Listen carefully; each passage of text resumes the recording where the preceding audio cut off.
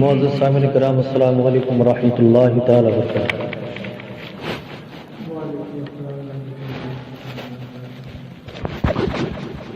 الحمد للہ حمد الشاکرین وافضل الصلاۃ واکمل السلام علی سید المرسلین ونبی الانبیاء وعظیم الرجاء وحمیم الجود والعطاء وماہی الذنوب والخطا وشفیع علی یوم الجزاء ومعدن انوار اللہ ومقدن اسرار اللہ وسیدنا مولانا نبینا حبیبنا طبیبنا محمد المصطفیٰ صلی اللہ علیہ وآلہ وسلم۔ قال اللہ تبارک وتعالی فی القرآن المجید والفرقان الحمید: قد افلح المؤمنون الذین هم فی صلاتهم خاشعون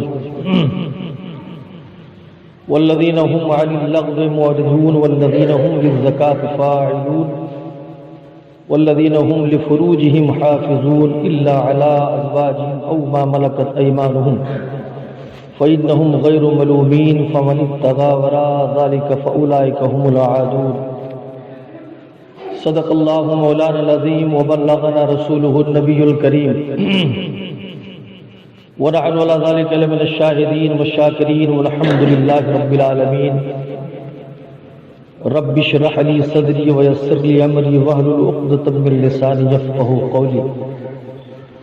اللهم ربی لا تذرنی فردا وانت خیر الوارثین۔ غوث اعظم بمن بے سر و ساما مدد قبلہ دی مدد کعبہ امام مدد قادری یمنار یا غوث اعظمی ظلم دمج شیخ احمد رضا خان قطب عالم ظلم۔ آئیے سب سے پہلے سارے سنسار کے مرکز عقیدت صدر ایوان رسالت تاجدار افلاک نبوت شافع روز قیامت مسجد اقصی کی حرمت خانہ کعبہ کی زینت جس کا ہر صحابی نجم ہدایت حضور رحمت للعالمین شفیع المذنبین روح فدا جناب محمد عربی صلی اللہ علیہ وسلم کی بارگاہ میں درود پاک کا ہدیہ پیش کرے، معاوض بلند پڑھیں اللہم صلی علی سیدنا مولانا محمد وآلہ وسلم۔ صلاۃ و سلام علیک یا رسول اللہ صلی اللہ علیہ وسلم۔ حضور سیدی سرکار اعلی حضرت عظیم البرکت مجدد دین و ملت علی رحمت رضوان ارشاد فرماتے ہیں: یہ ہے بات روئے حضور کی، کوئی داستان بتا نہیں، یہاں پیش کٹنے کو ہے عرب، کوئی قصہ کنعا نہیں ہے یہاں قدم و قدم قدم کی حدوث کا بھی نشان نہیں۔ وہ کمال حسن حضور ہے کہ گمان نقص جہاں نہیں، یہی پھول خار سے دور ہے، یہی شمع ہے کہ دھواں نہیں۔ کہاں علم ننگ و عروج ہے، کہاں رفعتوں کے نشان نہیں، کہاں ذوق ہے دم و خم ہوا، کہاں حسن فہم جواں نہیں۔ نہ زمین فکر ہے بے نمو، کہاں موج نطق رواں نہیں۔ میں نثار تیرے کلام پر ملی یوں تو کس کو زباں نہیں۔ وہ سخن ہے جس میں سخن نہ ہو، وہ بیاں ہے جس کا بیاں نہیں۔ سنو کاسے دو چلے کدھر، کیوں بھٹک رہے ہو ادھر ادھر، کوئی دے رہا ہے تمہیں خبر، شب تیرہ کی ہے کہاں سحر۔ وہیں ختم قصہ مختصر، یہی اعتبار ہے معتبر، بخدا خدا کا یہی ہے در، نہیں اور کوئی مفر مقر، جو وہاں سے ہو یہیں آ کے ہو، جو یہاں نہیں وہ وہاں نہیں۔ رہے ان کی جب چشمے آتا تو جہان کی مجھے فکر کیا، میری نو کے نال پہ ہے زور و تخت و تاج کا ماجرا۔ میں ہوں زاریے مدحت سرا، میں ہوں شاعر در مصطفیٰ، کروں مدح اہل دول رضا، پڑے اس بلا میں میری بلا۔ میں گدا ہوں اپنے کریم کا، میرا دین پارے نہ نہیں۔ ایک مرتبہ اور درود پاک کا ہدیہ پیش کریں، بڑے معاوض میں اللہ رب محمد صلی اللہ علیہ وسلم نحن عباد محمد صلی اللہ علیہ وسلم۔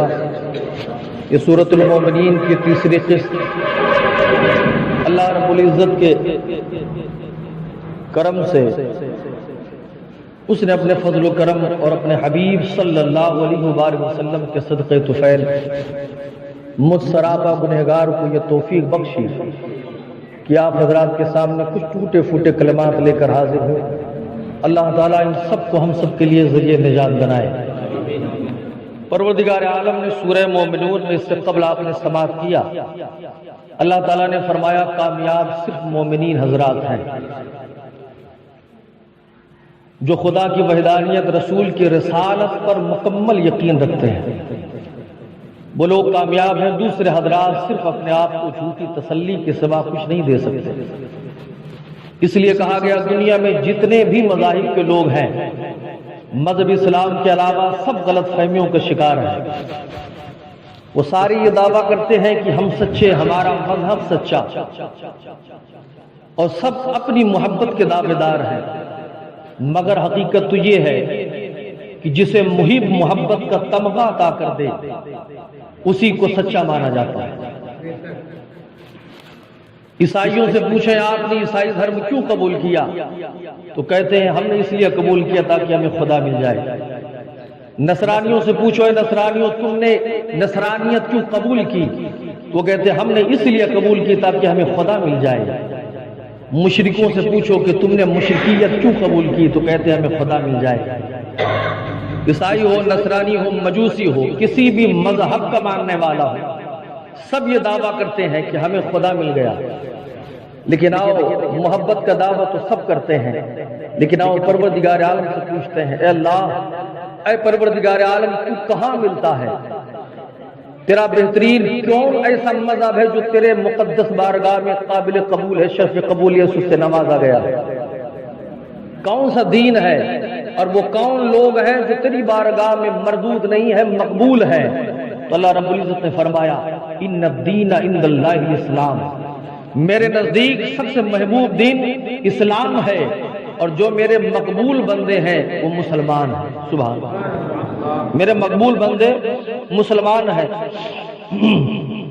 مگر افسوس کا مقام تو یہ ہے اللہ رب العزت نے مومنین کو اتنا بڑا مقام عطا فرمایا، افسوس کا مقام یہ ہے ہم مذہب اسلام کو ماننے والے ہیں، مگر حضور تاجدار مدینہ صلی اللہ علیہ وسلم کی اسوہ حسنہ کو چھوڑ کر ہم نے یہودیوں کو فالو کرنا شروع کر دیا، ہم نے نصرانیوں کو فالو کرنا شروع کر دیا، اور صرف فالو ہی نہ کیا بلکہ ان کی طرز پر ہم نے زندگی گزارنا شروع کر دی، اور صرف طرز ہی پر زندگی گزارنا نہیں شروع کر دی بلکہ ہم نے ان سے محبت بھی کرنا شروع کر دیا ہے۔ اللہ اکبر۔ جبکہ حضور تاجدار مدینہ صلی اللہ علیہ وآلہ وسلم ارشاد فرماتے ہیں کسی بدبخت بد مذہب اور کسی بے دین کو جب کوئی محبت کی نظر سے دیکھتا ہے تو پہلی ہی نظر میں دیکھنے والے کا دل سیاہ ہو جایا ہے۔ اللہ اکبر کبیرہ۔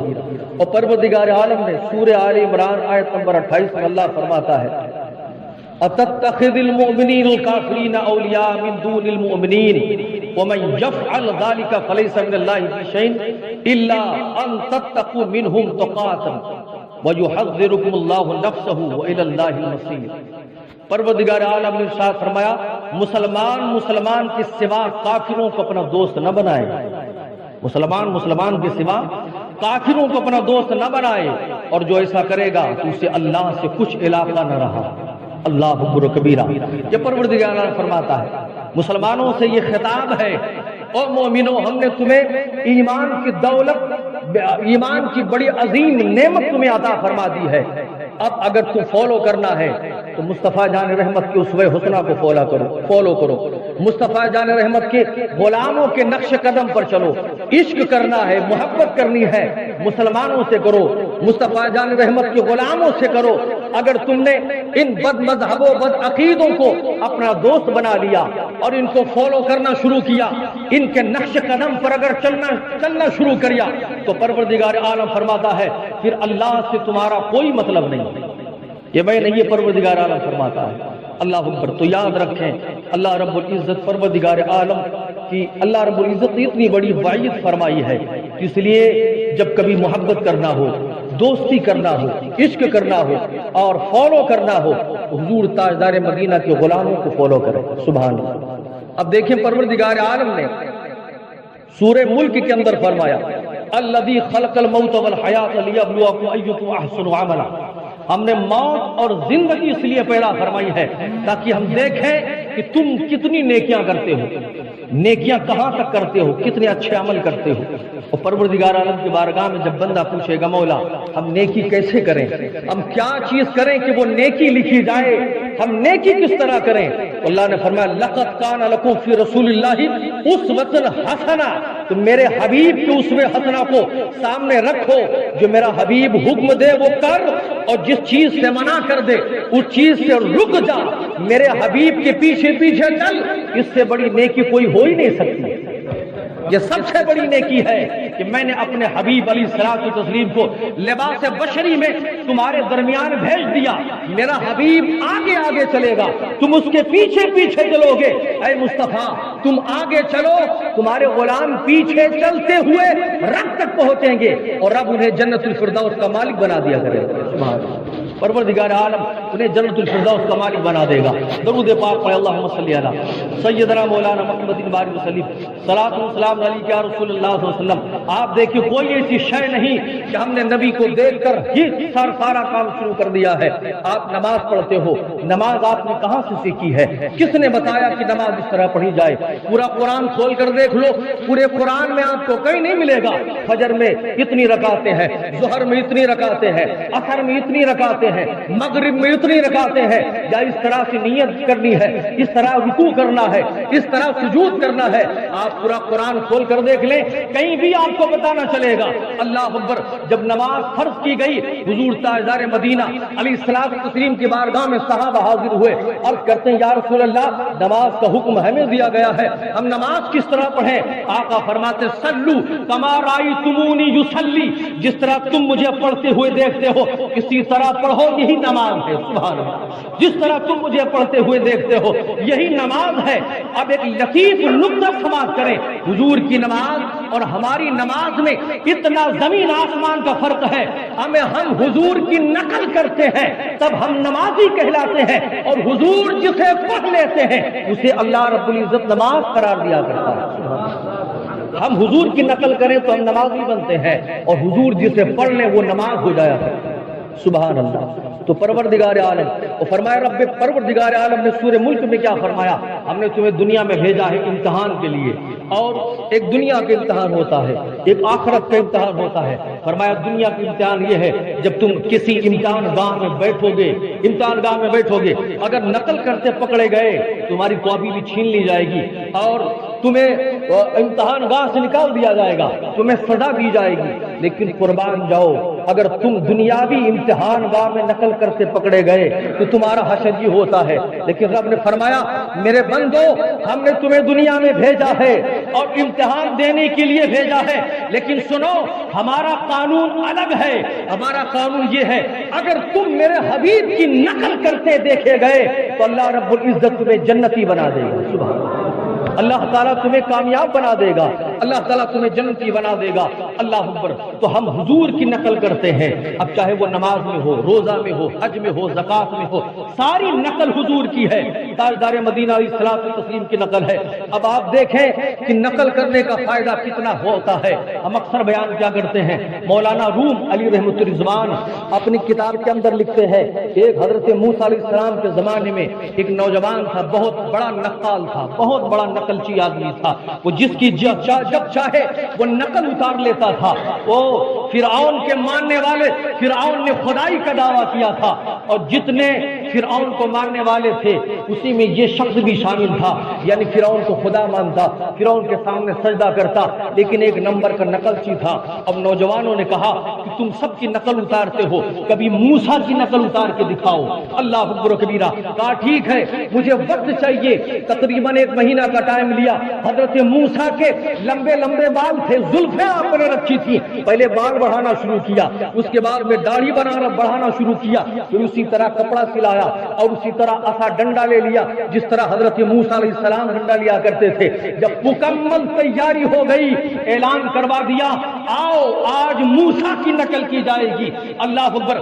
ساری قوم جمع ہو گئی اور وہ نوجوان ایک اونچے ٹیلے پہ کھڑا ہو گیا، حضرت موسیٰ علیہ السلام کی طرح کپڑا بھی پہن لیا، بال بھی رکھ لیا، داڑھی بھی رکھ لیا، جس طرح حضرت موسیٰ تقریر فرماتے تھے اسی طرح تقریر کرنے لگا۔ کبھی ہاتھ ادھر اٹھاتا، کبھی ہاتھ ادھر اٹھاتا اور کبھی اپنا عصا لہراتا، اللہ رب العزت نے جبریل سے کہا اے جبریل ذرا زمین کی طرف دیکھ کیا ہو رہا ہے۔ جبریل نے کہا مولا ایک کافر تیرے پیغمبر موسیٰ کی نقل کر رہا ہے۔ اللہ رب العزت نے فرمایا میرے جبریل تو گواہ ہو جا، میں جب فرعون اور اس کے ماننے والوں کو ڈباؤں گا تو میری عزت کی قسم اس بندے کو نہیں ڈباؤں گا، کیونکہ اس کے جسم پر میرے یار کی ادا اتر چکی ہے۔ سبحان اللہ، اس کے جسم پر میرے یار کی ادا اتر چکی ہے۔ اب مفسرین کرام ارشاد فرماتے ہیں او نادان، جس کافر کے جسم پر کسی پیغمبر کی ادا اتر جائے تو اللہ رب العزت اسے معاف فرما دیتا ہے، اس کو اپنے عذاب سے بچا لیتا ہے۔ اگر کوئی بندہ مومن اپنے دل کے اندر عشق مصطفیٰ رکھ لے اور اپنے جسم پر شریعت کو سجا لے، شریعت مصطفیٰ کو سجا لے، پھر اس کا مقام یہ ہو جاتا ہے اللہ فرماتا بندے رضی اللہ عنہم ورضوا، تو مجھ سے راضی میں تجھ سے راضی، جنت بھی تیری ہے اور مالک جنت بھی تیرا ہو۔ درود پاک پڑھیں اللہم صلی علی مولانا محمد وسلم، صلاۃ و سلام علیک یا رسول اللہ صلی اللہ علیہ وسلم۔ تو فرمایا نقل ہم کرتے ہیں مصطفیٰ جان رحمت کی، اس لیے بد عقیدوں کی نقل نہ کریں بلکہ مصطفیٰ اور مصطفیٰ کے غلاموں کی نقل کریں۔ سبحان اللہ۔ اب پروردگار عالم نے فرمایا کہ مومن کون ہے، مومن کی پہچان کیا ہے؟ فرمایا مومن کسے کہتے ہیں شرعاً، جو شرعی طور پر مومن ہوتا ہے۔ فرمایا کہ اس کے اندر کچھ چیزیں ہونی چاہیے تبھی وہ کامل مومن ہوگا۔ پہلی چیز کیا ہے؟ اقرار باللسان، یعنی زبان سے اقرار کرنا کلمہ طیبہ کا، صرف زبان سے نہیں۔ فرمایا دوسری شرط یہ ہے کہ تصدیق بالقلب بھی ہو، یعنی زبان سے بھی کہے اور دل سے بھی صحیح مانے۔ یہ نہیں کہ زبان سے کہہ دی دل میں کچھ اور ہے زبان میں کچھ اور ہے، نہیں، اقرار باللسان بھی ہو، تصدیق بالقلب بھی ہو۔ تیسرا اظہار بالاعمال، یعنی نماز روزہ حج زکات ان سب چیزوں کا اظہار بھی کرتا ہو۔ اور چوتھا توحید الہی پر قائم رہنا۔ پانچواں تمام انبیاء کی نبوت پر ایمان لانا۔ اور چھٹا ملائکہ پر ایمان، حشر جسمانی پر، یعنی قیامت کے میدان میں جو حشر ہونا ہے اس پر بھی یقین رکھنا۔ اور جزائے اخروی، یعنی آخر میں جو جزا ملے گی، جو سزا ملے گی، اس پر بھی ایمان۔ جنت پر ایمان، دوزخ پر ایمان، میزان کے وجود پر ایمان، یعنی ترازو پر جہاں پر نام اعمال تولے جائیں گے، کتب الہیہ پر اللہ نے جتنی کتابیں نازل فرمائی ہیں سب پر ایمان، اور تقدیر چاہے اچھی ہو بری اس پر ایمان۔ فرمایا ان تمام چیزوں پر جب کامل یقین ہوگا تب وہی سچا مسلمان اور مومن ہوا کرتا ہے، وہی سچا مسلمان مومن ہوا کرتا ہے۔ اللہ اکبر و کبیرہ۔ تو ان تمام پر ایمان رکھنے والے کو مومن کہتے ہیں۔ اب سماعت فرمائے مومن، اس سے پہلے آپ نے سماعت فرمایا کہ مومنین وہ ہیں جو اپنی نماز میں گڑ گڑاتے ہیں۔ سماعت کیا کہ نہیں کیا؟ آپ اس سبق کو یاد رکھیں۔ اللہ تعالی ہم سب کو جزائے خیر عطا فرمائے، اور پروردگار عالم ان آیت قرآنی کو ہم سب کے لیے ذریعہ نجات بھی بنا دے۔ اور فرمایا کہ مومنین اپنی نماز میں گڑ گڑاتے ہیں، یعنی خشوع اور خضوع کے ساتھ نماز پڑھتے ہیں۔ اب علماء کرام فرماتے ہیں جو خشوع کو ختم کر دے، جو جسے خشوع کے اندر جسے مکروہ تحریمی کہا گیا ہے، وہ کون کون سی چیزیں ہیں جو خشوع کو ختم کر دیتی ہیں؟ فرمایا پہلا پاجامہ یا آستین کو لپیٹنا، پاجامہ یا آستین کو لپیٹنا۔ کچھ لوگ ہوتے ہیں جو نیچے سے پاجامہ یا اپنے پینٹ کو لپیٹ لیتے ہیں، یا اوپر سے اپنی کلائی کو یہاں پر موڑ لیتے ہیں۔ فرمایا یہ خشوع کے خلاف کیا ہے؟ یہ خشوع کے خلاف ہے، اور یہ اگر اس طرح بندہ کرے گا اس کی نماز سے خشوع ختم ہو جائے گی۔ جس کے اندر خشوع کے اندر جو مکروہ تحریم ہے وہ علماء نے بیان فرمایا ہے۔ دوسرا نماز میں آنکھیں بند کرنا، یعنی آنکھ بند کر کے نماز پڑھنا، یہ بھی اچھی بات نہیں ہے، نماز میں آنکھیں بند نہیں کی جاتی، یہ مکروہ ہے۔ اور نماز میں چادر سے منہ ڈھکنا، اور گردن یا سر پر رومال جس طرح میں نے لٹکایا ہوا اس طرح لٹکانا، ایک طرفہ دونوں طرف لٹکا لینا۔ نماز میں ایک یا دونوں ہاتھ یہودیوں کی طرح اس طرح کمر پہ رکھنا، ایک یا دونوں ہاتھ، اور انگلیاں کنگھی بنانا، رفع یدین بار بار کرنا، نماز میں کوئی چیز چبا کر نگل جانا، نماز میں پھونکے مارنا، بحالت نماز ایک ہاتھ سے جگہ کو صاف کرنا، اگر دونوں ہاتھ سے صاف کیا تو نماز ہی سے نکل جائے گا۔ ہم نے اکثر لوگوں کو دیکھا ہے جب وہ نماز میں جاتے ہیں تو وہ اپنے سجدے کی جگہ کو پھونکتے ہیں، زور سے پھونکتے ہیں۔ نماز میں زور سے جمائی لینا اور اوہ آہ کی آواز نکالنا، فرمائیے یہ تمام چیزیں وہ ہیں جو نماز کے خشوع کو ختم کر دیتی ہیں، اور اگر ان تمام چیزوں سے وہ تجاوز کر جاتا ہے، یعنی بڑھ جاتا ہے، تو خشوع ہی ختم نہیں ہوتی ہے بلکہ پوری نماز ختم ہو جاتی ہے۔ اسے ان سب چیزوں کا دھیان رکھیں، یہ تمام چیزیں خشوع کے خلاف ہیں۔ اب بتایا، آگے فرمایا، کیونکہ وقت بہت کم ہے، میں اپنے وقت کو، اور یہ بھی ہے کہ جب مقتدی اور امام نماز پڑھا رہا ہو، امام سے پہلے مقتدی کا رکوع سجدہ بھی نہیں کیا جاتا ہے۔ حضور تاجدار مدینہ صلی اللہ علیہ وسلم نے ارشاد فرمایا، جو امام سے پہلے رکوع یا سجدہ یا کسی بھی ارکان، کوئی بھی ارکان کرتا ہے، تو فرمایا اس شخص کا سر کا بال شیطان کی مٹھی میں ہوتا ہے۔ اس لیے امام سے پہلے جو ارکان ہیں وہ ادا نہیں کی جاتی ہیں۔ اللہ اکبر کبیرہ۔ اور فرمایا میرے محبوب بندے جو ہوتے ہیں مومنین، وہ نماز جب پڑھتے ہیں تو خشوع خضوع کے ساتھ پڑھتے ہیں۔ اور اس کے بعد میں چوتھی یا تیسری اس کی نشانی بیان فرمائی کہ جو میرے محبوب بندے مومنین ہوتے ہیں وہ لغو نہیں کرتے ہیں، یعنی گالی نہیں دیتے۔ اس سے پہلے میں نے بیان کیا تھا، گالی نہیں دیتے ہیں، بلکہ وہ اخلاق کا مظاہرہ کرتے ہیں۔ ان کے اندر، اس سینے کے اندر بغض نہیں ہوتا ہے، کینہ نہیں ہوتا ہے، اور ان کے اندر حسد، جلن اور زبان پر گالیاں نہیں ہوتی ہیں، بلکہ فرمایا وہ اخلاق کا ایسے پیکر ہوتے ہیں کہ جس طرف سے گزرتے ہیں اگر غیر مسلم بھی دیکھتا ہے تو کہتا وہ دیکھو نبی کا سچا کلمہ پڑھنے والا ہے، وہ دیکھو نبی کا سچا کلمہ پڑھنے والا آ رہا ہے۔ اخلاق کی بات آ گئی، حضور تاجدار مدینہ کا اخلاق دیکھیں، میرے آقا کریم صلی اللہ علیہ وآلہ وسلم کا اخلاق کس طرح تھا۔ حضور کی طرح اخلاق کسی کا نہیں ہے، لیکن حضور کے نقش قدم پر چل کر ہم اخلاق کو، اور اخلاق کا لباس اپنی جسم پر ڈال سکتے ہیں، اپنی زبان پر چڑھا سکتے ہیں۔ فرمایا حضور کا اخلاق دیکھیں، میرے آقا صلی اللہ علیہ وآلہ وسلم کی یہ حدیث پڑھ کر، یہ واقعہ پڑھ کر یہ کلیجہ پارا پارا ہو جاتا ہے۔ میں اکثر بیان کیا کرتا ہوں، بات آ گئی تو سن لیں۔ حضور تاجدار مدینہ صلی اللہ علیہ وسلم ایک مرتبہ گھر تشریف لے گئے، سیدہ طاہرہ فاطمہ الزہرا کے، غور سے سنیے گا۔ حضور تاجدار مدینہ اپنی لخت جگر کے گھر تشریف لے گئے، آپ نے دیکھا حسنین کریمین رو رہے ہیں، اللہ اکبر، آگے بڑھے، دیکھا سیدہ طاہرہ فاطمہ الزہرا بستر اعلی عرض پر لیٹی ہے۔ آپ نے فرمایا بیٹی کیا ہوا؟ کہتی ہیں ابا جان میں بخار کی شدت میں تپ رہی ہوں۔ اللہ اکبر۔ تو کہا کہ دوا نہیں لائی؟ آپ نے رو کر فرمایا ابا حضور دوا کے لیے پیسے نہیں ہے۔ اللہ اکبر، ذرا غور کریں آپ حضرات، وہ نبی جن کے ہاتھ میں تمام خزانوں کی کنجیاں رب نے عطا فرما دی ہیں، وہ نبی جس نے فرمایا اگر میں چاہوں تو میرے ساتھ سونے چاندی کے پہاڑ چلیں، اس کی بیٹی کے پاس اتنے پیسے نہیں ہیں کہ اپنے بخار کا علاج کروا سکے۔ اللہ اکبر، نبی کی آنکھ سے آنسو گرنے لگے۔ کہا سیدہ یہ میرے لال کیوں رو رہے ہیں؟ کہا آقا میرے بابا یہ بھوک کی شدت سے رو رہے ہیں۔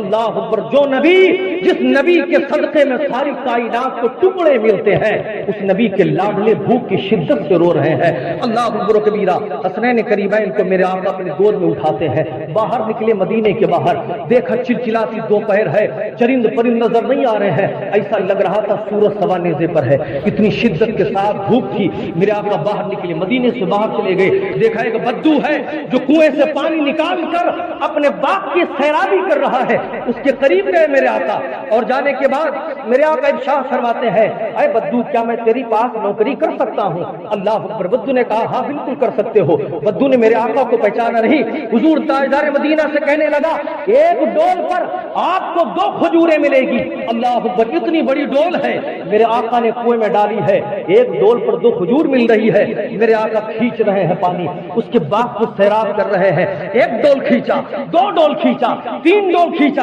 اتفاق سے کھینچتے کھینچتے ڈول کی رسی ٹوٹ گئی۔ اللہ اکبر، اس بدو نے جب دیکھا ڈول کی رسی کھنچ گئی، اس نے میرے آقا پر ہاتھ اٹھا لیا۔ اللہ اکبر و کبیرہ، ذرا سوچیں، یہ زمین رو پڑی، آسمان کے حور و گلمت تڑپ گئے۔ اللہ اکبر و کبیرہ، اس شخص نے ہاتھ اٹھا لیا، کہا کیسا مزدور ہے جو تجھے پانی بھرنا بھی نہیں آتا ہے؟ میرے آقا نے مسکرا کر کہا مجھے معاف کریں، میں رسی کو پھر سے جوڑ دیتا ہوں۔ جوڑا، اس کے بعد میں آپ نے صبح سے لے کر شام تک اس کا پانی بھرتے رہے، سیراب کرتے رہے۔ سیراب کرنے کے بعد کھجور اکٹھا کی کہ حسنین کریمین کو منہ میں ڈال کر کہا بیٹا کھاؤ، یہ حلال کمائی کا رزق ہے۔ اللہ اکبر، یہ حلال کمائی کا رزق ہے۔ میرے آقا گھر تشریف لے گئے۔ دوسرے دن اس بدو کو احساس ہوا کہ میں نے کس پر نہ جانے کس پر ہاتھ اٹھا لیا، بڑا بھلا آدمی معلوم پڑتا تھا۔ وقت گزرتا گیا، اس نے مدینے میں لوگوں سے پوچھنا شروع کیا، جس کی ایسی مبارک آنکھیں ہو، جس کی ایسی زلفیں ہو، جس کا ایسا مقدس مکھڑا ہو، وہ کون ہے؟ لوگوں نے کہا تم تو حلیہ محمد عربی کا بتا رہے ہو، تم تو ساری کائنات کے مالک و مختار کے آقا کا حلیہ بتا رہے ہو۔ یہ سننا تھا، وہ گھر گیا اور مارے اتنا رویا تلوار اٹھائی، جو ہاتھ نبی پر اٹھایا تھا اس نے اس ہاتھ کو کاٹ دیا، کٹا ہوا ہاتھ لے کر بارگاہ مصطفیٰ میں حاضر ہوا اور کہا میرے آقا مجھے معاف کر دیں، قدم نبی میں گر کر رونے لگا، حضور مجھے معاف کر دیں، جس ملعون ہاتھ کو آپ سے اٹھایا تھا میں نے اسے کاٹ دیا ہے۔ آقا نے مسکرا کر جو چہرہ اٹھایا کہا صحابہ اسے دیکھو، یہ مجھے پہچانتا نہ تھا، اس کو اللہ اس کے رسول نے معاف کر دیا ہے، اس کو اللہ اس کے رسول نے معاف کر دیا ہے۔ یہ میرے آقا کا اخلاق ہے، ذرا سوچیں، درود پاک پڑھیں، اللہم صلی علی سیدنا مولانا محمد وسلم، صلاۃ و سلام علی یا رسول اللہ وسلم۔ بس آخری بات سن لیں اور ترجمہ سماعت فرما لیں، فرمائے والذین هم عن اللغو معرضون، اور جو کسی بیہودہ بات کی طرف التفات نہیں کرتے ہیں۔ یہ مومنین کی نشانیاں ہیں۔ بیہودہ بات کیا کیا ہے؟ تکبر، گھمنڈ، بڑائی، شیخی، مسخرہ پن، گیت گانے بجانے، اللہ اکبر و کبیرہ۔ اب جب علماء اس پر پابندی لگاتے ہیں تو مولویوں کو گالیاں دی جاتی ہیں، اور اگر کوئی مولوی نہ بتائے تو کہتے ہیں یہ تو مولویوں کا کام ہے۔ سمجھ میں یہ نہیں آتا کہ چھیڑے داستان کیسے، ہنسائیں تو بغاوت ہے، رلائیں تو بغاوت ہے۔ اب وہ لوگ سنیں جو گانا سنتے ہیں، اپنے کانوں میں لیڈیں لگا کر گانا سنتے ہیں، اور جو گانا سے بہت محبت کرتے ہیں، جو ناچ دیکھتے ہیں، جو ناچ دیکھ کر کے انہیں بہت مزہ آتا ہے۔ حدیث رسول سماعت کر لیں، اگر اب بھی دل کے اندر ذرہ برابر بھی خوف ہوگا وہ انسان کبھی بھی ناچ گانے کے قریب نہیں جائے گا۔ حضور فرماتے، حضرت عائشہ صدیقہ سے مروی حدیث ہے، قال رسول اللہ صلی اللہ علیہ وسلم صوتان ملعونان فی الدنیا والآخرہ، مزمار عند نعمت ورنۃ عند مصیبت۔ حضور تاجدار مدینہ فرماتے ہیں، رسول پاک نے فرمایا دو آوازیں دنیا آخرت میں ملعون ہے۔